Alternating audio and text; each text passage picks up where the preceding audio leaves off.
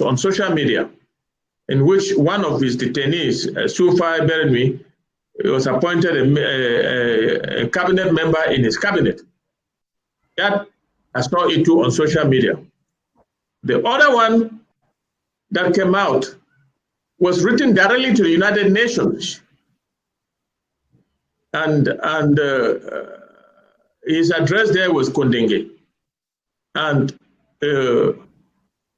he copied quite a number of people, including Capo Daniel, Mark Barata, Eric Tato, and all the others, but he carefully did not copy me.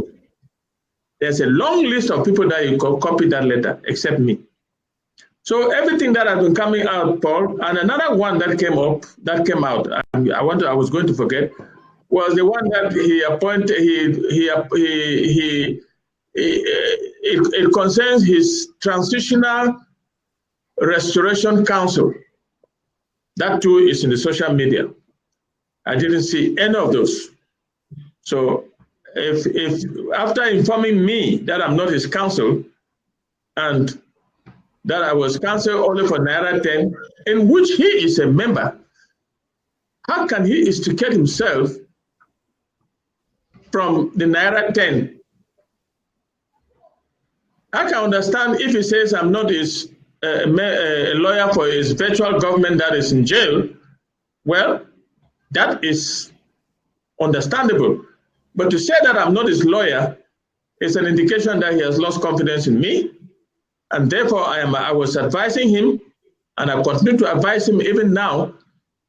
The next time we're in court, he should go up to he should write to court and write to me, informing the court that he doesn't want me to defend him. And internal regulations of the bar are clear that if a client says you are not his lawyer, you have no right to defend that client. So I'm just passing that message to him so that he knows that he has a right to get me off his defense. He has that right. So okay. Paul, those letters that have come out, I have seen none. And if you are in detention, Paul, and you start sending documentation outside without your counsel knowing, I'm not only talking about myself, I'm talking about myself, my assistant, and all the other lawyers who were 39. We were 35, and the bar, the Cameroon bar, sent 4 lawyers to us, 2 Francophones and 2 Anglophones. I will name them to you. The Francophones is made out of Barrister Maître Emmanuel Sim and Maître Sira Angute. And the other ones, English speaking, are my learned friend, Barrister Sufu Benjamin from Bamenda. And the other one is Barrister Efange from Boya. These 4 joined the 35, and that is the official defense team, even though every hearing we were about 100, because they will have a lot of lawyers who are sympathetic to the cause who joined the defense. So if Ayuk Tabe wants to extricate himself from the Naira 10, it is his right to do so. I'm announcing that it is his right to do so, and the bar recognizes that. So he doesn't have to inform me and just stay behind. So in effect, he was telling me that I should know that I'm not in counsel.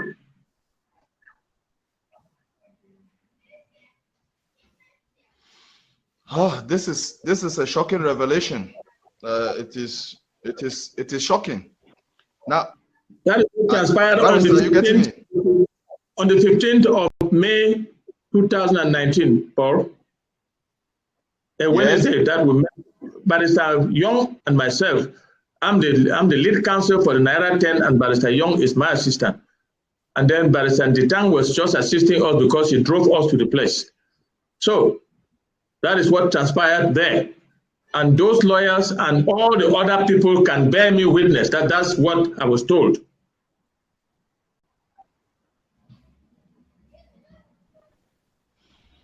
Okay, Paul? Okay.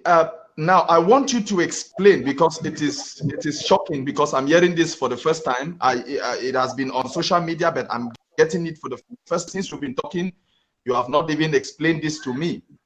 So it's you are giving the detail to the Ambazonian people. Now I want you to explain to the Ambazonian people, one, who brought you into this role. Who brought you into this role as the defense, as the lead counsel for the Naira 10?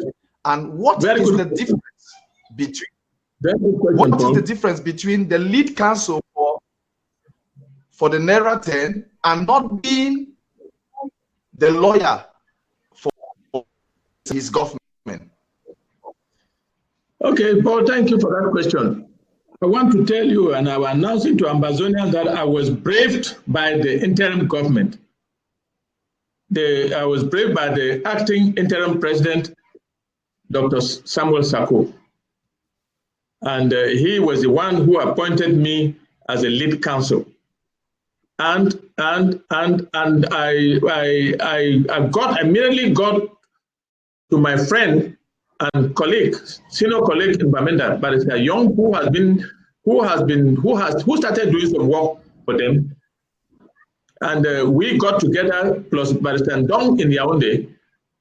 Barrister Ndong is a very, very close confidant of mine. We got together, three of us, and we were the people to have gone to SED. The SED is a horrible detention center that Gendarmerie has in Yaoundé, where our leaders were detained incommunicado.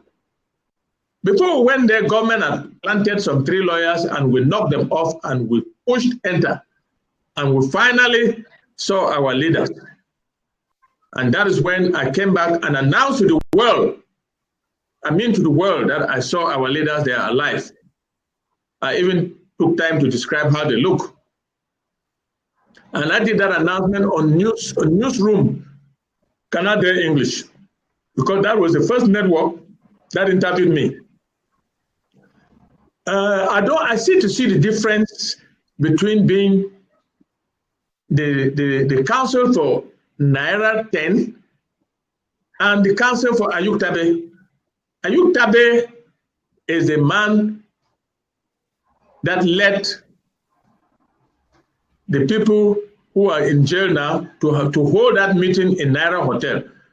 Paul, I want to make it clear here that up to and including now, I don't know why they were meeting in a public place in Naira Hotel in Nigeria.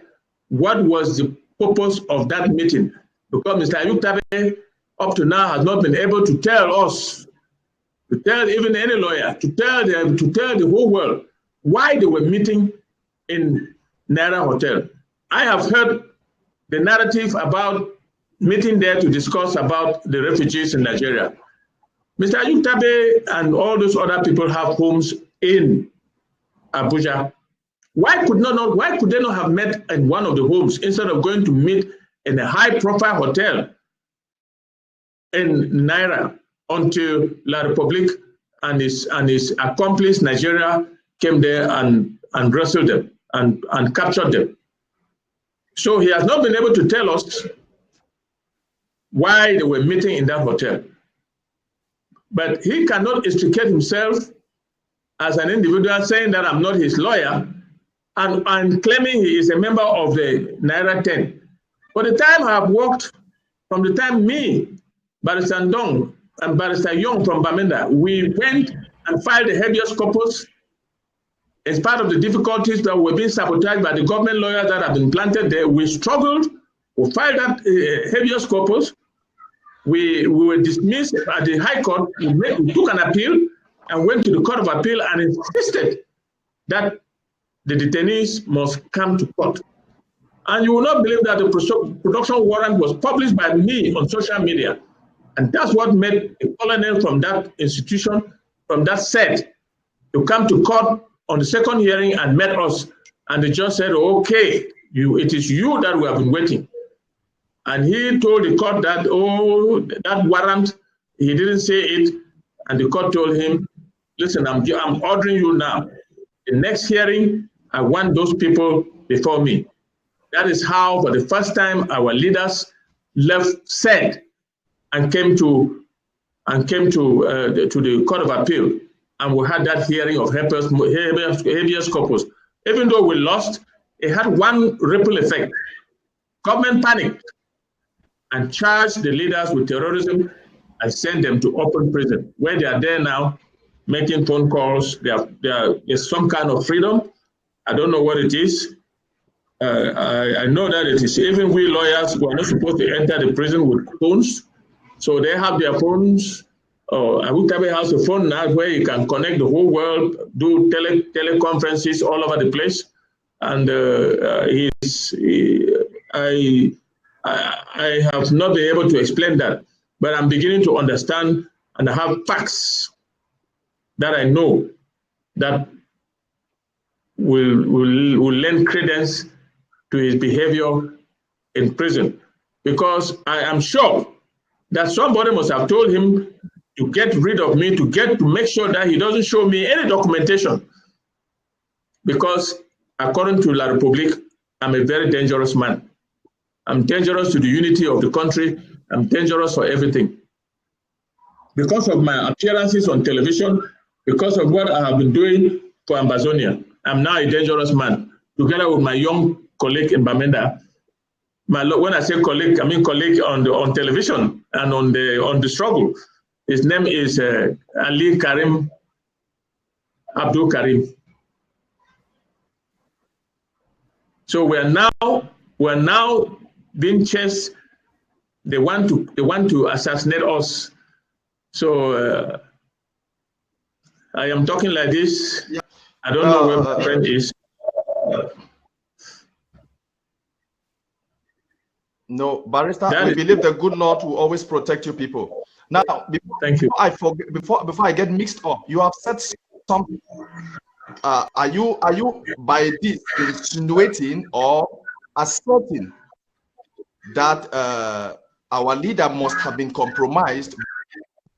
When you say maybe they have told him not to show you classified documents or to deal away with you because you are an enemy of the unity of La Republique, does it mean you are figuring, you are trying to assert, you are trying to tell the people that Sisiku has been compromised? Because let me make this statement very clear. Okay, yes. Can I answer? Yes, sir. Let me make this very clear. Before I left Cameroon, I knew what was going on. And after I came here, and I have my feelers back there, I can confirm to you that our president, somebody I respected so much, somebody I adored from the day I met him in that set, up to when he put out his letter. I am saying that he's compromised, and I have my reasons for saying that. He's compromised, and if he doesn't, let him tell Ambazonians openly his connection between Kamto and Ayolo Mbondo. Ayolo Mbondo is the director of civil cabinet in the presidency, Mr. Bia's director of civil cabinet.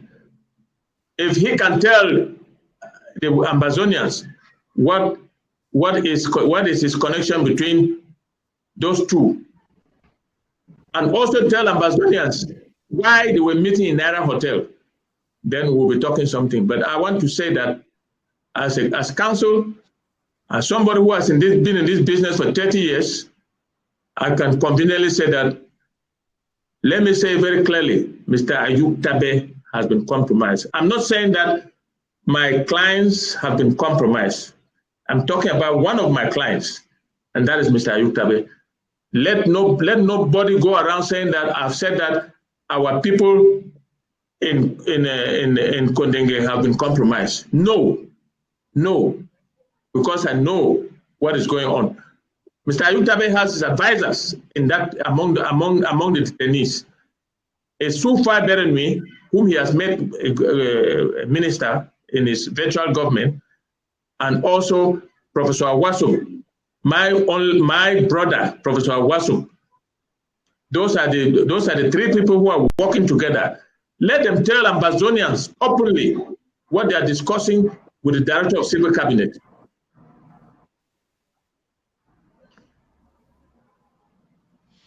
I will not say anything more than that, but I know that he has been compromised. Okay. And as counsel, I cannot say any more because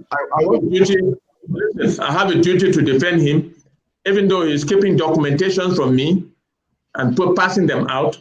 I still have a duty to protect anything that I know about him. But I use a simple word: he has been compromised. Now, don't you think you can be saying this because he has this? He has. Let me use the word fired you as his personal lawyer. Maybe you are saying this out of anger or out of maybe you want to retaliate. Don't you? Because the next thing is I want to feel that because he has fired you, that is why you are coming out with this assertion, with this statement. Well, I don't know physically who is Ayolo Mvondo. I'm telling you from my findings, and I now verily believe. If he can explain what they're discussing, I am not angry because he has fired me. He has not fired me. He doesn't have a right to fire me from being the lawyer of Naira 10 because I was hired by the interim government when he was locked incommunicado. He doesn't even know how I came into the case. And he doesn't know that I came to Washington, D.C. and attacked Samuel Sako for not giving us, for not taking care of the defense. I'm the one who made Sako to sit up because Sako was being deceived that habeas corpus was not important. So when I got to Washington, I went to him and said, look, you have to start taking care of the logistics of the lawyers because you have made a decision not to take care of the defense of Ayuktabe and 9 others. He carried his hands on his head and said he was briefed, he was told that habeas corpus is not important, that we should wait only for military tribunal. And that is when I took time to explain to him what habeas corpus means, what it has done, he now ordered. And since then, the interim government has been taking care of the logistics of the lawyers until Ayuktabe, when he got to prison there, and after a while, he got wise and appointed the junior sister of one of the detainees whom he has made a minister. That junior sister now is his project manager. He calls her project manager. She's the one who now takes care of logistics of the lawyers, receiving money from the interim government. And I want to tell you that that logistic money has been reduced down to the extent that lawyers are complaining. Lawyers can no longer pay hotel bills.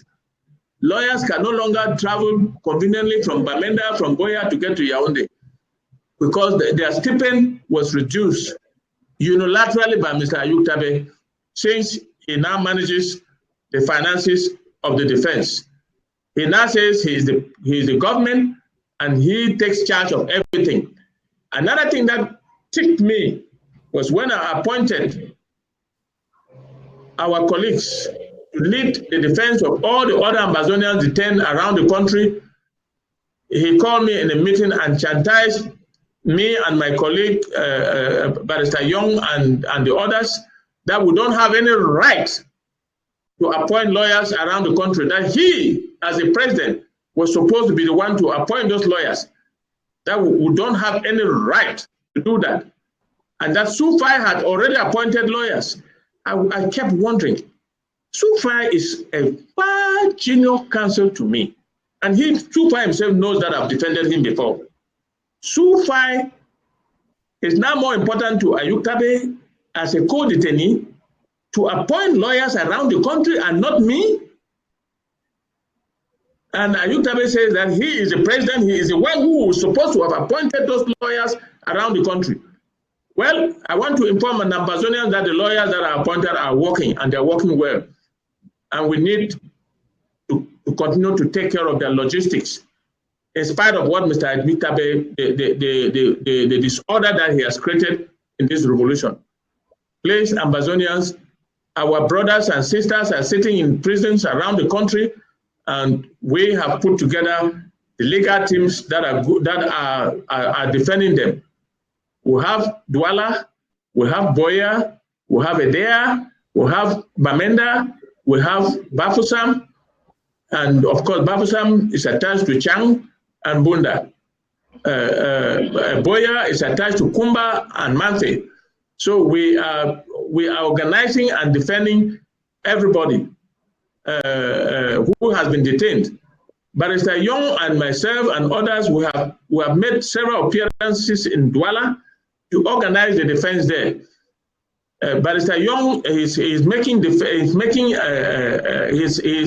organizing the defense in Boya. Since I cannot go there because the military will open fire on me, I cannot cross the Koko. Everybody knows that. I don't even drive in town because I've become very paranoid because of what is going on about my life. So the fact of the matter is the defense of our brothers and sisters around the country is being taken care of. But I'm calling on the present interim government to take over and finance the lawyers, their logistics, only the logistics. We're working for free. No lawyer is charging any fees, just logistics, transport and food and lodging if they have to sleep where they are going. So we have about plus minus 2,000 of our people in jails. In Yaoundé, Yaoundé is added to the list I just gave you. Yaoundé has 2 prisons. And we have a lead counsel in Yaoundé and that is Barrister Ndong, who is taking care of all the detainees in Yaoundé. So we are working, sir. Really shocking. Really shocking. Let me go back and beyond the prison. What is the relationship? You visit them, you talk to them, you work with them, you play with them, you share with them. What is the ambience in the prison? What the relationship? Are they do they unanimously accept that Sisiku dismiss you as his personal lawyer? Is there harmony? Does this decision have a harmony amongst the detainees, amongst our leaders in detention? And how is their relationship since you visit them? What is the ambience in their relationship? Paul, listen to me. Ayutabe has not dismissed me and he has no right to dismiss me. But he has said that I'm not his lawyer. I am not saying that Ayutabe has dismissed me. Let's get that straight. Okay. Secondly, the ambience in prison there, I know that they are split. There are those who think that Ayutabe cannot govern Ambazonia from prison. They are there in that prison. And I'm not going to say more, but the ambience is what it is.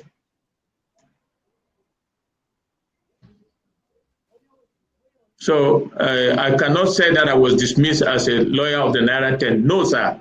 I'm still the lead counsel of the Naira 10.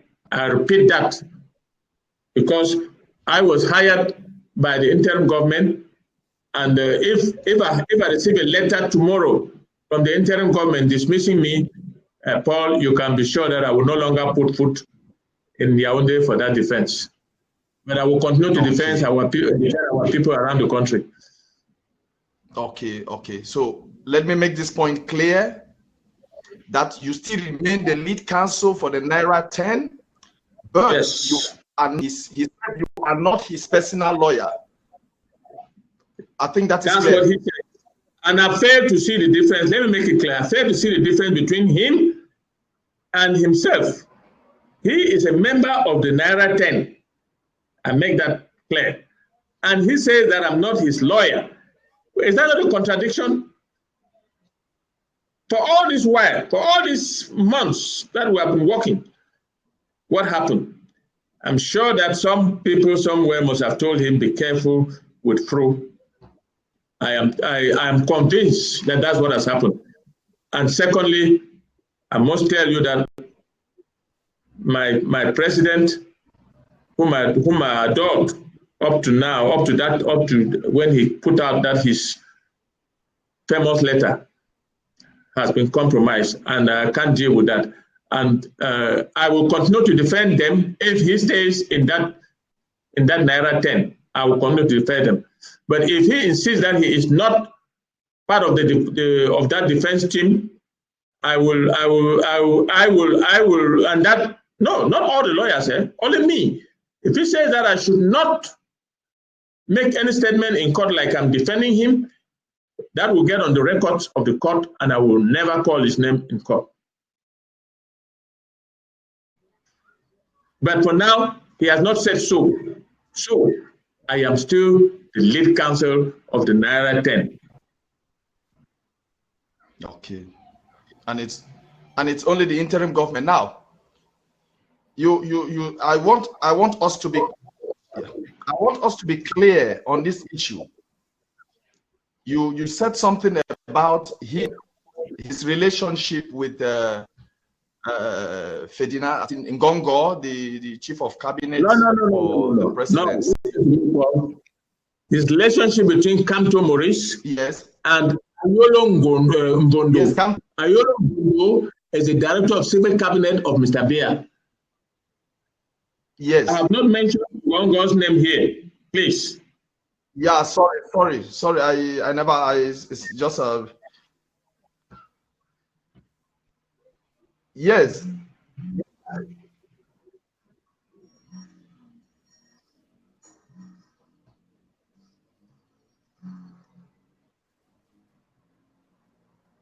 Yes, I'm at your disposal, Paul. Okay. Now, we saw the first. I want us to differentiate something here. I think that point is clear. The Ambazonian people understand that. I said it last week on my live show. What you are just confirming today, and I think it is good and important for the Ambazonian people to know this development. Now, in the prison, we see Patasang writing a letter. I have asked you the ambience, you say you will not mention, but I want to come. Patasang wrote a letter calling for peace, but saying he will not accept leadership in jail. What is your take on this particular letter? I am 100% in support of what he said in his letter. And he is a man of God, and he is a deacon, and I respect that very much. I know that he is an upright man. And I like I said, I repeat myself, 9 of my clients, and if any one of them thinks that he can live with a Wutabe and put me out, they can do that. But I'm still the lead counsel for the Naira 10. Now, I have not said anybody has been compromised. I've said our president, Ayuk Tabe, has been compromised. And I'm saying it because I have the facts at my keeping as counsel. I have investigated. Since that Wednesday that I left, I have not slept. I have been digging and digging because I know the modus operandi of La République du Cameroon. I know it. High-profile prisoners get in there and don't come out the same. And I'm saying that he has been compromised, and I'll stand by it. Okay, we I agree with Patang 100% that you cannot rule from jail. And Paul, let me tell you, all the phone calls that he has been making, everything that he has been doing in that prison, I don't care what they themselves think. They think that La République is so stupid not to be listening to them. There are listening devices all over the place. Your electric bulb can be a listening device. Would you know? Would you know? You say you are talking on Skype. While you are talking, they are not listening to you. They may not listen to the person to whom you are talking, but they listen to you. And they are desperate to the extent that they will do everything to compromise you. And I'm saying that I want our president to tell Amazonians what is the subject of discussion between him, Maurice Kamto, and Ayolo Bondo, the Director of Civil Cabinet of Mr. Bia. That's what I'm saying. I wouldn't go any further than that. And I've also said, the time has come to tell Amazonians what was the subject for discussion in the Naira Hotel meeting. Because up to now, all I hear is about refugees and this and that, from one narrative to the other.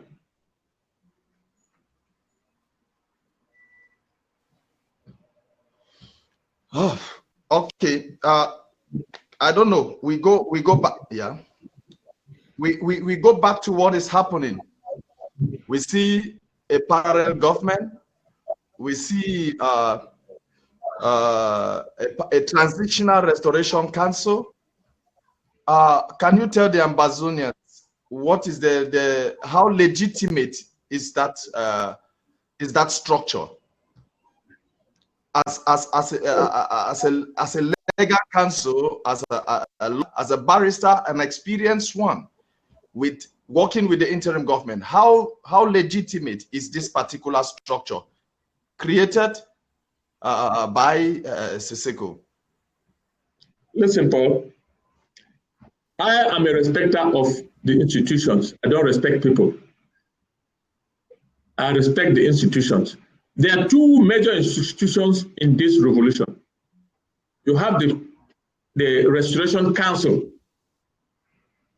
and the interim government. Now, Mr. Ayuk created the Restoration Council when he was the interim president of Amazonia, still free. He also sent a text for promulgation of the interim constitution, which was promulgated. If you read the constitution and read the standing orders of the Restoration Council, it is clear to me that that is the legitimate institutions of Amazonia in captivity, Ambazonian in captivity abroad. And that is what is happening now. But if you look at what he has just created, dissolving the interim government and reinstituting what he calls his own and appointing new ministers and putting out transitional restoration council, all that is fake. To me, it's fake. It has no legal backing.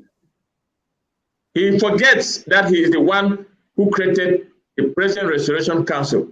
He forgets that he is the one who sent that constitution, the interim constitution for the Restoration Council to adopt. And that constitution was adopted. It was adopted in his absence, but he sent it, he sent the text. So that is what is supposed to be applied on every one of us, including him. Have I answered your question?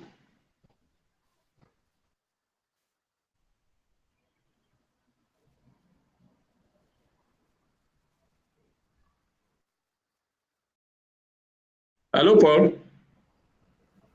Are you there? Yes, I'm getting you. Sorry, there was a little break. Now, are you getting me? Yes, I get you 5 on 5. Okay, the Restoration Council has impeached after an enlarged meeting, including the Restoration Council, the cabinet, and stakeholders, the counties. There was an enlarged, and it was endorsed by the Restoration Council, the impeachment of Sisiku Ayok as the interim president. As a legal mind, Is it legitimate? Is it the right step? Has they taken the right step? Is it legitimate? Is it binding? No. Listen to me very carefully. The stakeholders and whoever they took that vote is not binding on anybody. But the Restoration Council would have to sit and take the decision to impeach him. And that will be binding. Until now, nothing is binding. If the Restoration Council does not sit to take that decision, there's no impeachment, sir. Okay, but we see the Restoration Council took the decision.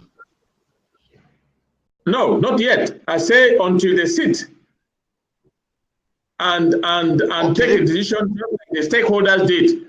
They sit and take a decision and vote in their conscience.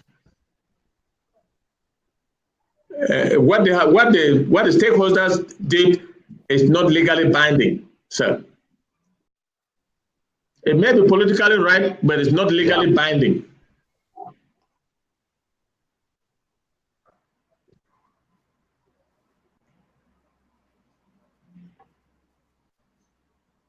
Okay.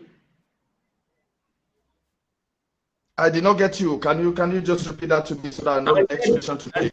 The vote taken by the stakeholders is not legally binding. It may be politically right, but it's not legally binding until the Restoration Council meets and takes that a vote to impeach Mr. Ayuktabe.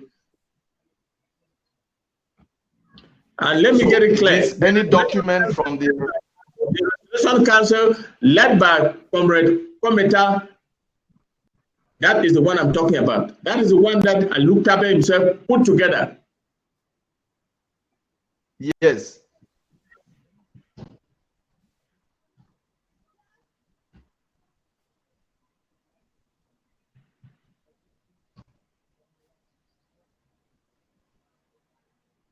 Are we having any technical hitches? Yeah, you are getting me? Yes, I can get you now. 5 on 5.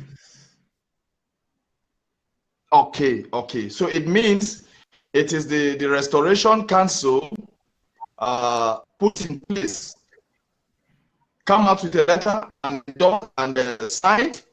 It means that is when it will be legally binding. Correct. Okay.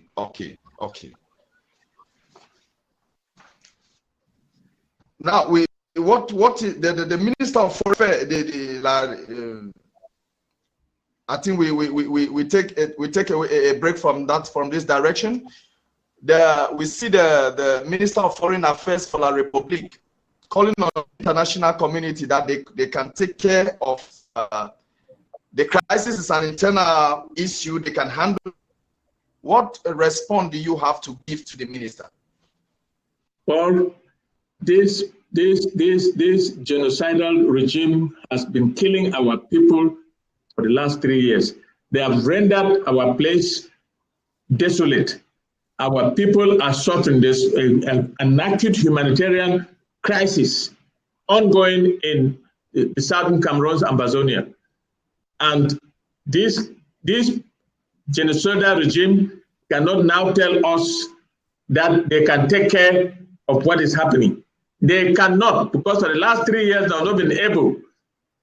I have said this on television in Cameroon. I will say it again now, that the international community should come very fast to our aid, because these guys have a hidden agenda to eliminate, to kill the whole population of Amazonia, so that they can come and take our resources. They have taken our resources for 15 years. They cannot. We will fight, and we will fight to the last man standing to let them come again and touch our resources. I know, as I'm talking like this, I know they are drilling, but there will come a time that they will not be able to drill from our territory. I am sending this warning to them that they should stop killing our people. If they think that they can kill our people and take our land, then they are mistaken.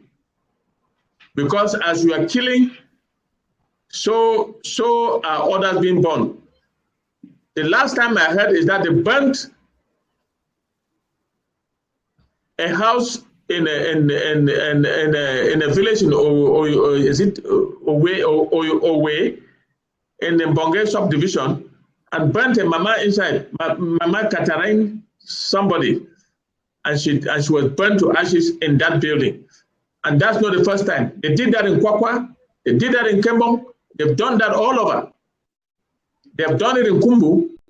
They have killed our people in Bali and roasted them like fish. First of all, they put acid on them, and then next, they burn them.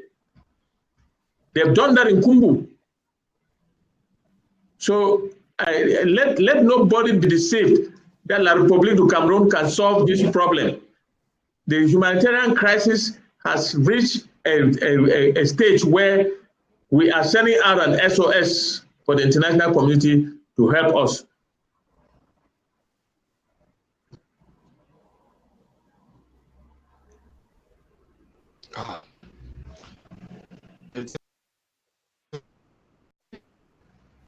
Okay, Paul. Barrister, are you getting me? Yes, I'll get you 5 on 5. Go on. Okay, now let's come back again. I want to refer something. Now, during the Berlin conference, yes. stakeholders conference,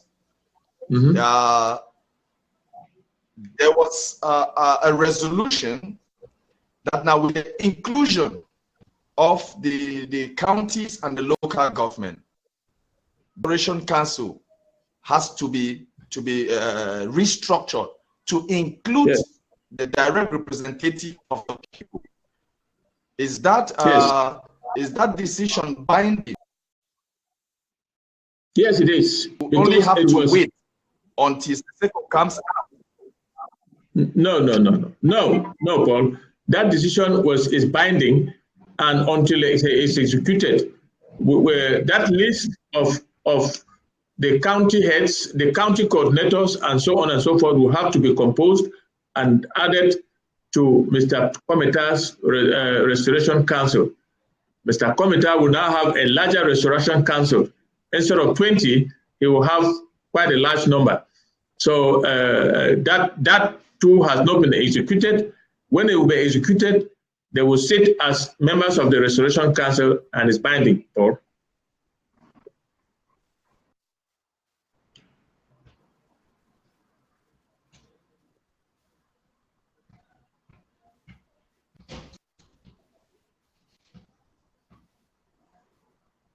Are you there? Yes, I'm getting you, even though there's a little break, but I think I get you now. Okay. I am a little distracted. I try to concentrate because I don't get you. There's a little break, but I think it's going. So it means the people have the right after Berlin to restructure the government. I think that's a good step. Yes. Now, with the present situation that we find ourselves, what do you think is the way forward? No, we are in a revolution. We are in a revolution. Yes. And the institutions of that revolution must be respected. That is, the Restoration Council and the interim government must be respected. And we have to push forward. That conference in Berlin was one of the best things that happened to Ambazonia, because they came from all over, all the stakeholders, that is the county, the country coordinators all over Europe and America, all came and met in Berlin. People from Africa, from Gabon. Even from Africa, they came and they met in Berlin, and they came up with that resolution. And that resolution, when it's applied, when it's implemented, it will become binding. Okay.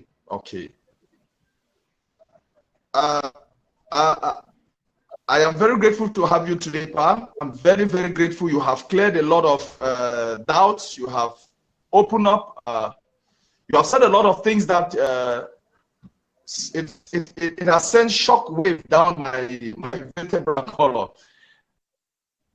You have for the Amazonian people, most especially for Dr. I want you to give a message because the what message do you have for Dr. Samuel Sako Ekome, the acting interim president? What message do you have for the Amazonian people? No, the second. What message do you have for Dr. Samuel Sako? What message do you have for our ground forces, our boys on ground zero facing the bullets every day? And then, what message do you have for the Amazonian people? Okay, let me start with our restoration forces. I want to take this singular opportunity to congratulate and thank our restoration forces on the ground and tell them that they should watch out for any infiltrators.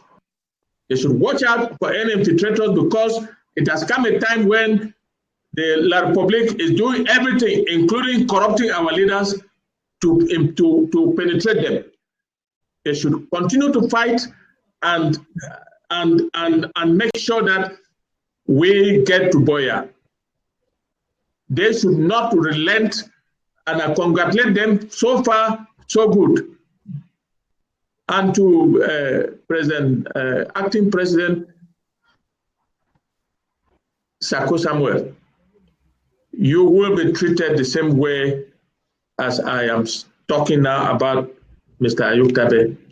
If you don't sit up, you have to sit up. You have to sit up and do exactly what you are doing now. You have managed a war for 15 months and counting, and you should continue to manage that war and be loyal to the Amazonian people. It's not for the Amazonian people to be loyal to you. You should make sure that your government is transparent. You should make sure that the revolution is on track, and don't be distracted by anybody. But if you betray this revolution, you will go the same way like Mr. Ayuk Tabe. That is my message to Comrade Sako. Now to our people. We are at a stage where it looks like the night is dark. We will overcome. We should be, all of us, irrespective of what you think about what has happened, what is happening in our revolution, we have one agenda: get into Boya. And please, everybody on deck, you have a right to your opinions. You have a right to say anything that you want to say.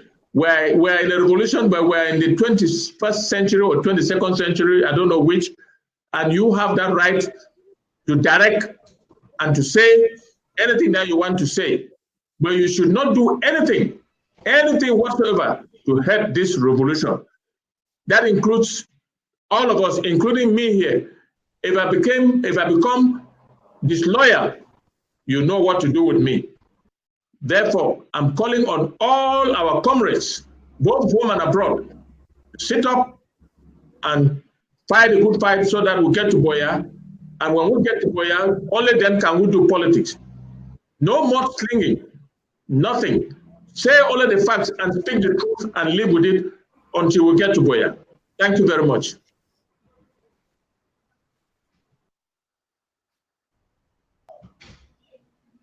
Wow.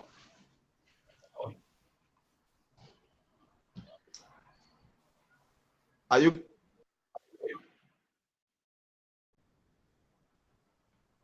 there, Paul? Yes. Now, I want you to tell Amazonian people what it takes to run a war. Is it making noise on social media? To finance, to sacrifice. Think And I believe that what the international community wants is when our boys are heavily armed and they face the enemy, the terrorist military of La Republique, can you encourage Ambazonians to go to their counties, to go to their local governments, and to sacrifice? Sometimes we say financial fatigue or donor fatigue. Like a father, you encourage us. Okay, Paul, let me answer you. To give in for this state. Yes. To thank all the county coordinators for a job well done. The county coordinators are doing very well. And I call upon them to do even more, because we have gotten to the darkest part of our revolution. I call on all the county coordinators to continue to finance their counties. The local government areas coordinators, continue to finance your local government area. That is one of the best decisions that the Sisiku interim government has taken, that is doing well for the revolution. I want to say that the fact that Sisiku managed a war for 15 months and running, the fact that he put together this county-to-county principle, where our people now are accountable to their people at home, and they are financing our people at home. They are arming our people at home, and this is the best thing that has happened to this revolution. And I want to encourage them to continue and to redouble their efforts, because we need it. I'm calling on my division, my county, that's Mezam County. As I heard, just before I got here, I heard that Mezam County was under attack. Please, those of us who are from Mezam County, we should do everything to reinforce the arming of our people and to encourage them to fight and fight strongly. And we'll stand by them, and we'll continue to make sure that every county in Amazonia is defended and defended to the last man standing. That is. Thank you very much. I want to also say that the interim government should not relent on looking for ways and means to increase the arming of our people, so that we change the narrative on the ground. The narrative is changing, but not changing as fast as we want. Our people are still being slaughtered all over the place, especially the civilians. I want to take this opportunity to pay my homage to the civilians that have died innocently because of this fight. Our people have died all over the territory, everywhere, beginning from Kambe through Banso, that is Boy Division, down to Ngokutungia, down to Mezam, to Menchum, to Manu, to Libialem, to Kupimaninguba, to Meme, to Ndian, and to Bakassi. I want to say that our people are being slaughtered, I mean the civilians. And I take this opportunity to mourn with them and to say that we will overcome. Thank you very much. Thank you very much, Barrister Fru Nsoh. I don't know how to thank you. You have always been there when the people need you. Thank you for your clarifications that you have made this hour. Thank you for honoring my invitation. It's a privilege, it's an honor for me to always have you when I need you. It means you, sometimes we used to think I'm a big bastard and a big power. I am very much humbled by you accepting my invitation and the invitation of the Ambazonia people. This is, it has been a wonderful and excellent show. I think people will not change your words. They are recorded, and we will fight till the last man standing. This is Paul Nilong, Deeper Truth, signing out. Thank you. thank all the crews of ABC Amber TV. I thank also our host for Europe, Mr. Clovis Nachop. APL, you are doing a wonderful job for us, hosting us in Europe. I appreciate that. I thank you very much. We thank the communications department, and I'll use this to also plead that ABC needs your support. ABC needs financing. You are getting us on air because somebody chipped in something yesterday. So please chip in something today so that you will see, you will listen, you will watch ABC tomorrow. It is the people's television. It is the revolution television.